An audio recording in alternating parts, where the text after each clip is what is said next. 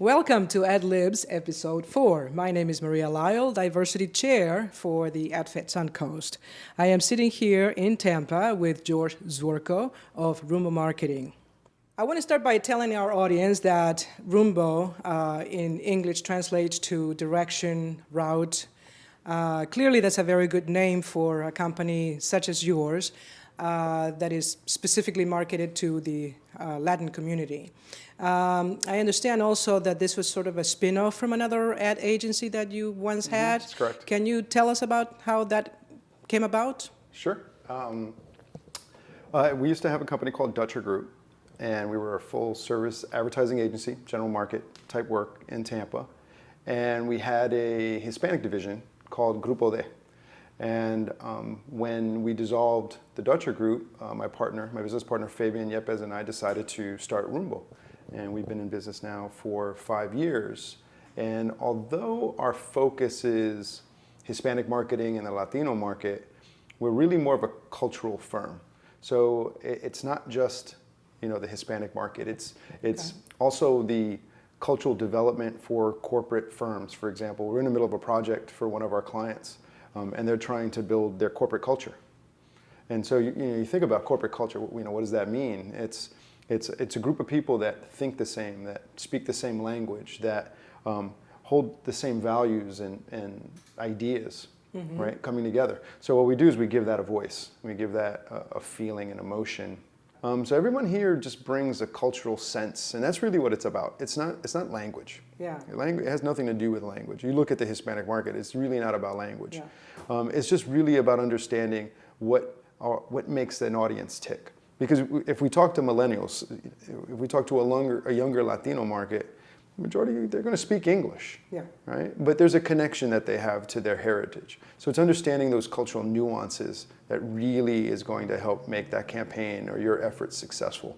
And it's about building relationships. So you have to understand, too many times you get clients that just say, oh, let's just take that ad that we're doing in English and just translate it into Spanish and stick it there and it's going to work. And that's never the case. That's right. That doesn't work with anybody. It doesn't work with your general market. Why do you think it's going to work with the Hispanic market? Yeah. That's a lazy approach. It's really, if you're going to maximize your budget and spend it correctly and really see a return on that investment, you just have to step back for a second and just get a better understanding of who you're talking to. Yeah. Since you're talking about different cultures and how do you reach to people down, for example, in Argentina and different markets in South America? Well, let's look at it two ways. Let's look at the U.S. market, because that is also, we run into that case from time to time, where we have a client who has a limited budget and they want to speak to the Hispanic audience, and you look at the diversity within that population. You can't always speak to one particular group within the population. It's not cost effective, and sometimes geographically it doesn't work. Look at Tampa, for example. It's a melting pot. You have folks here from everywhere, representative of all countries in South America and the Caribbean, and Central America and so forth, in Europe, for example. But if you move into a market like, say, Houston, where there's a good chance that a large percentage of that population is going to be from Central America, Mexican descent.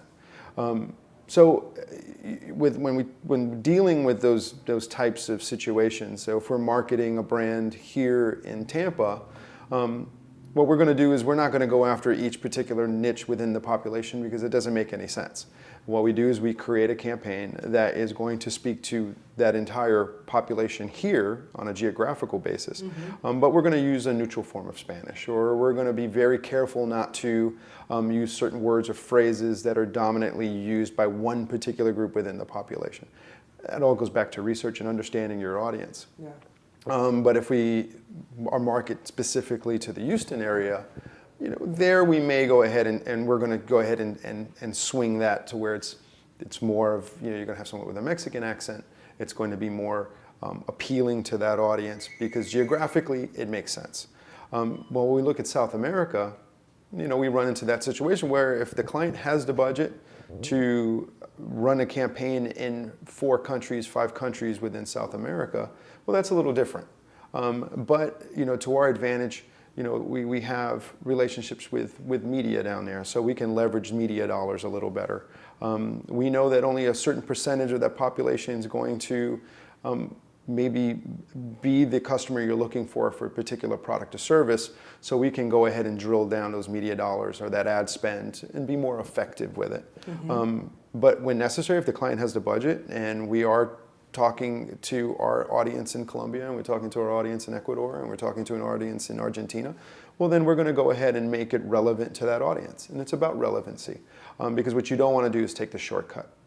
You're building a relationship, and relationships take time. Yeah. I know that when I came to Sarasota, I'm originally from Chile, Santiago, that is, and in case you were wondering about my accent in your hearing over there. I have the accent. So do I. I can imagine. I can't wait to see this video eventually. People are going to be saying, what is he saying over there?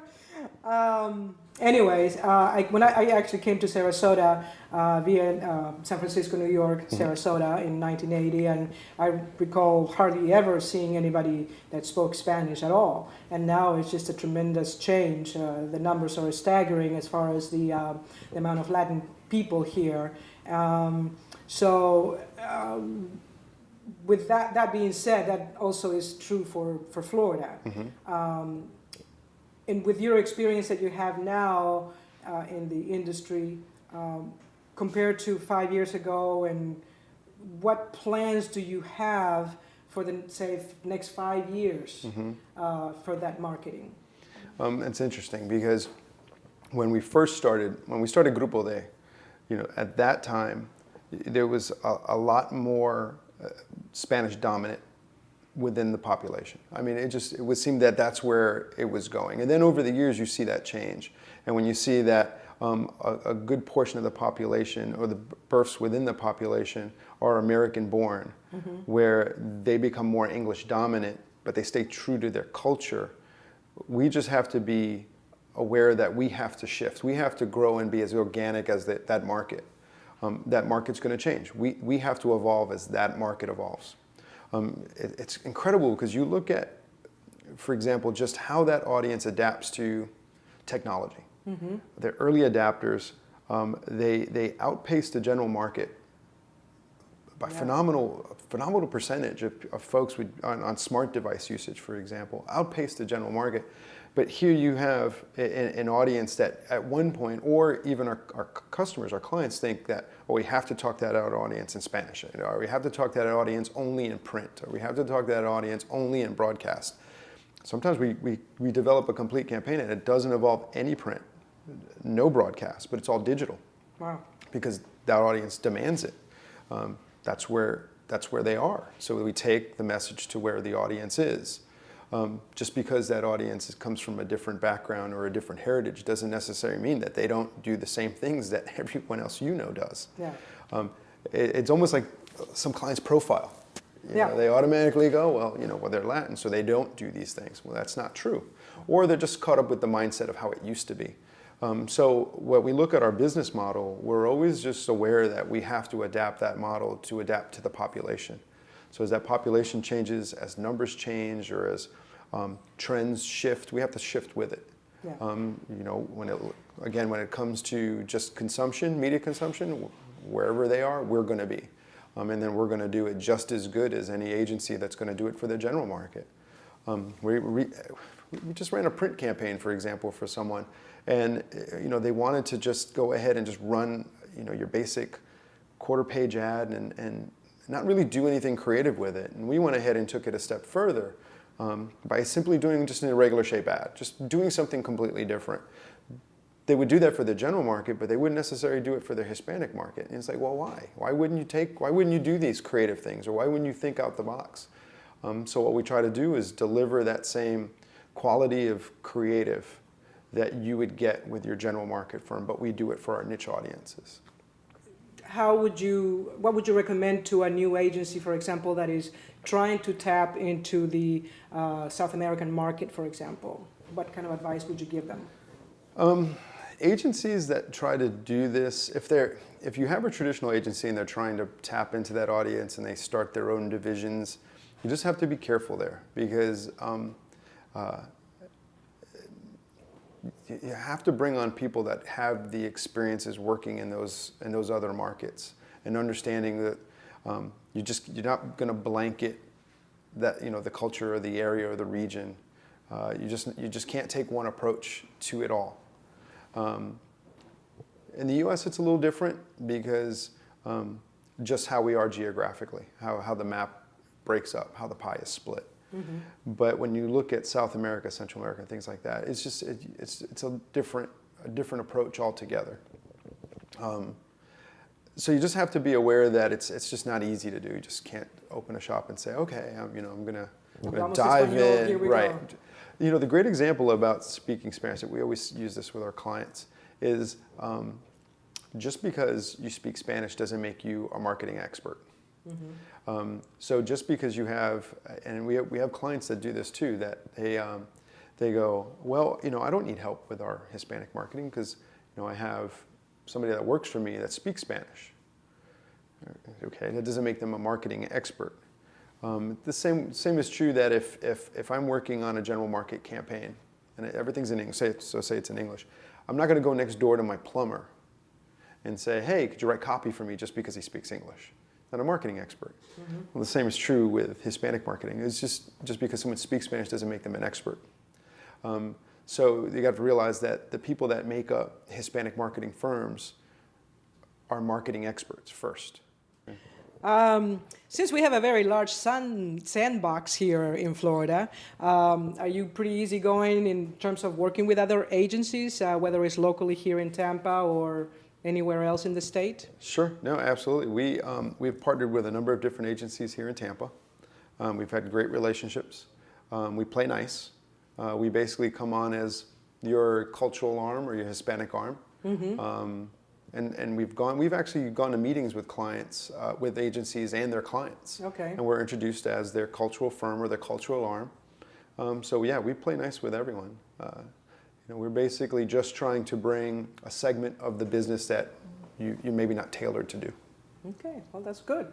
I'll be giving you a call then. Please do. Well, it's been very nice of you and to giving us your time, and it's been wonderful to getting to know you and your company. Awesome. Hopefully we will see you soon in, you never know, here in back in Sarasota in one of our events.